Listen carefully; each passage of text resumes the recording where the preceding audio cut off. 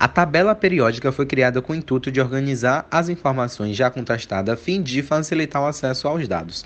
Quando foi proposta, muitos elementos ainda não haviam sido descobertos.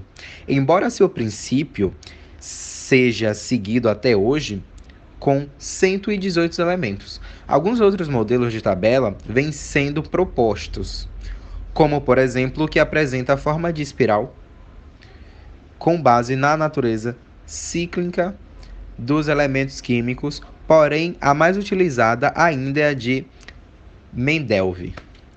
Mendeleev nasceu na Sibéria e era professor da Universidade de São Petersburgo quando descobriu a lei periódica. O elemento de números atômicos 101 da tabela periódica tem o nome em homenagem a ele, o Mendeleev. A tabela tem os elementos químicos dispostos em ordem crescente de número atômico e são divididos em grupos ou famílias, dividindo as características que são entre eles. Cada elemento químico é representado por um símbolo. Por exemplo, a prata é representada por Ag, devido ao seu nome no latim argentum. Cada elemento possui ao lado do seu símbolo o número atômico e o número da massa. Classificação dos elementos. Os metais. Metais são bons condutores de calor e eletricidade. São sólidos nas CNTP, com exceção do mercúrio, além de maleáveis e dúcteis. Não metais. São maus condutores de corrente elétrica e calor. Podem assumir qualquer estado físico na temperatura ambiente. Gases nobres. Apresentam baixa reatividade, sendo até pouco tempo considerando inertes. Os elementos podem ser classificados em representativos ou de transição, interna ou externa. Os representativos são aqueles cuja distribuição eletrônica termina em S ou P. Os elementos de transição externa são aqueles cuja distribuição acaba em D ou de transição interna acabam em F. A localização de um elemento na tabela periódica pode ser indicada pelo seu grupo e seu período.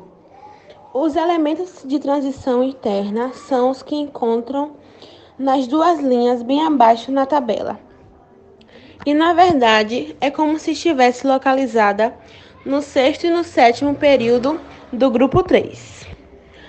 Cada linha no sentido horizontal na tabela periódica representa um período. Elas são em números de 7. E o período em que o elemento se encontra indica o número de níveis que possui. Por exemplo, o sódio, Na, está no período 3, o que significa que seu átomo possui 3 camadas eletrônicas. Já os grupos são linhas verticais que apresentam elementos químicos que compartilham propriedades.